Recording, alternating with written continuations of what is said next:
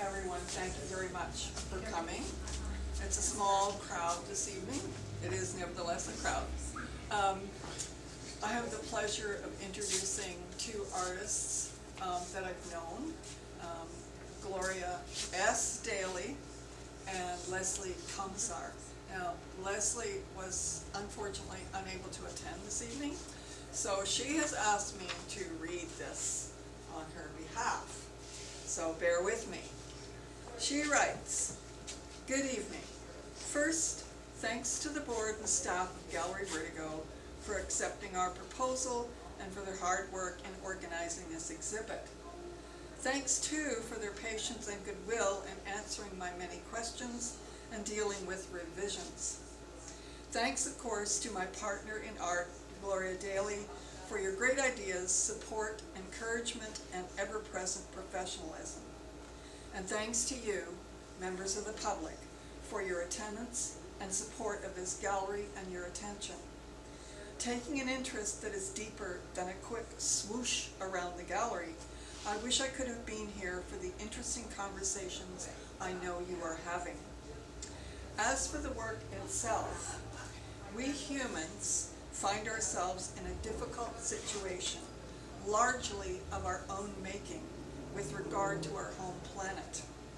I have endeavored to present each of the elements, earth, air, water, fire, and spirit, in its idealized form as a larger piece, then follow with three smaller works, each showing a particular aspect of the effects wrought by climate change.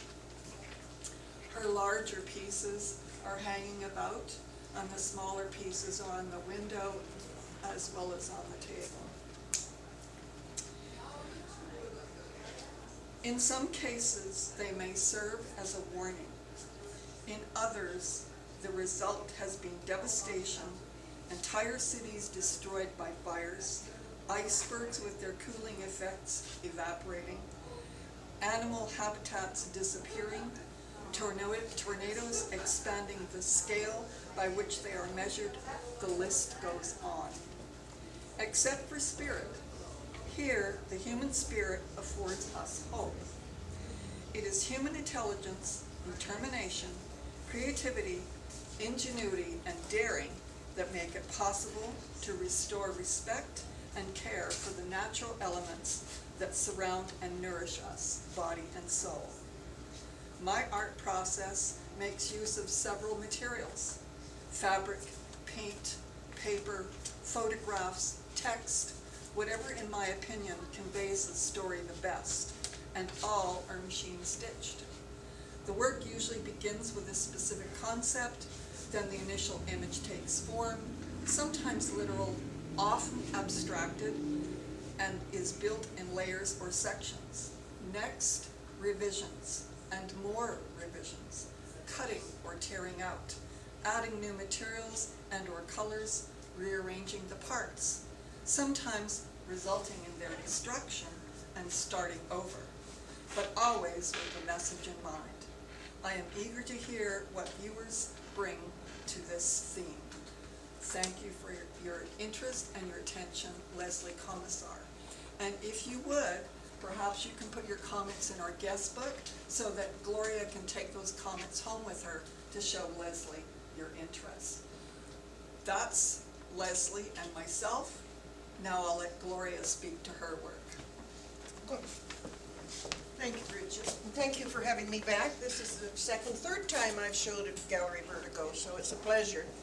And thank you for showing up tonight. I understand there's a million things on in town, so we're just a small little part of it. Leslie and I talked about what we could do with the elements, how each of us would interpret them. And I stitch by hand, and only hand, whereas she only uses a machine. So we thought the juxtaposition would be interesting. And also, as you can see, hers are light and airy and whatever, and mine are heavy and solid, whatever. But I thought I would start with earth, and I think we have a drought coming on. And this is how that I saw it, and it's I dyed it with walnut hulls I do a lot of natural dyeing and coffee and tea. And of course, anybody that stitches, I'm a French knot freak, so there's nothing but French knots in the earth, so. But, this one is deep water, and water is black and dark when you get down deep. And so I thought I would start on a black background with this one. And the feel of the waves, and again, stitching by hand.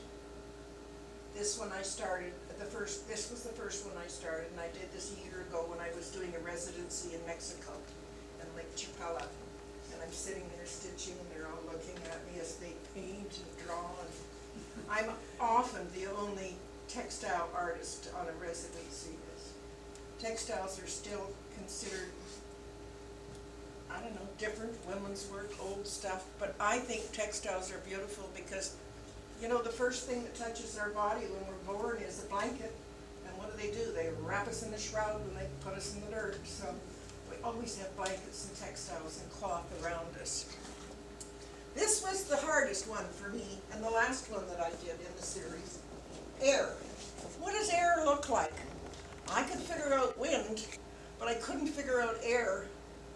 And Bridget said to me yesterday, or Monday when we were hanging, she said, Gloria, she said, wind blows, air flows. And I've written that in my book, so now I know. But I thought, I did this again, I dyed it with, what did I dye it with? I can never remember. Acorns, this one.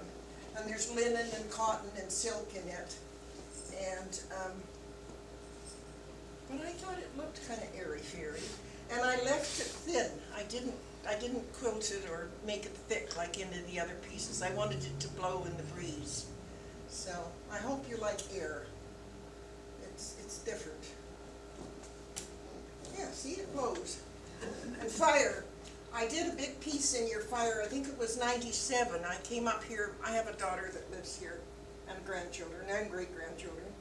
And it was twice this size, and it was dark and foreboding and smoky, and it's sold and gone. It was twice the size of this. I've downsized since I've got older and had a stroke. These are small for what I used to do. Usually they're 6 by 8 or 6 by 10 or something, feet. And so I thought I'd go bold and bright. So, are you filming this? Oh, good. You want me to do a dance or something? Let me pull back so I can get the feet in. I had a stroke, I can hardly stand. And I liked spirit.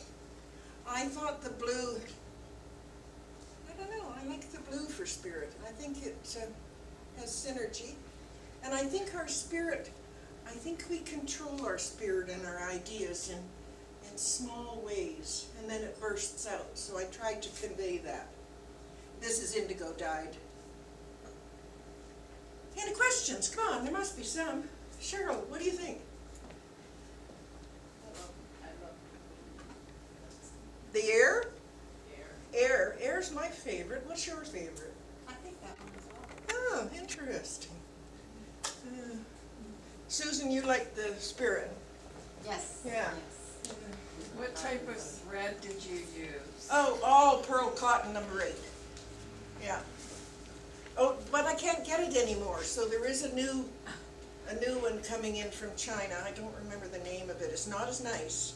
It's not as soft, but it's not as strong either. So, but my choice is pearl cotton number 8. And fabric, I very seldom use commercial fabrics. I usually use old tablecloths or whatever and just dye them, and I like to recycle and reuse more and more and more. 4 out of the 5 are commercial cottons, which is unusual. Normally I do my own. I painted fire. That was a piece of white cloth, and I painted that, and then I did all those little black marks with paint, and then I stitched them all. So it usually takes me about 6 months a piece. When you stop and think how many hours are in each piece, we don't exactly get rich by hand stitching. And these are the small pieces. We hung them here, and they depict again the earth and the fire and the water. There's fire in the window, which I think is kind of a neat place to put it. Do you prefer working small or big? Oh, big. Go big or go home. But I'm learning as I mature, you know. Old age is allowing me to get smaller. And small is handy for the average home, because we don't have big walls anymore, we're all living in condos. So we need nice little things. So you can all buy the nice little ones, or the big ones. Everything's for sale. Both Leslie and I sell our work, so. Anything else you want, Bridget? I could talk all night.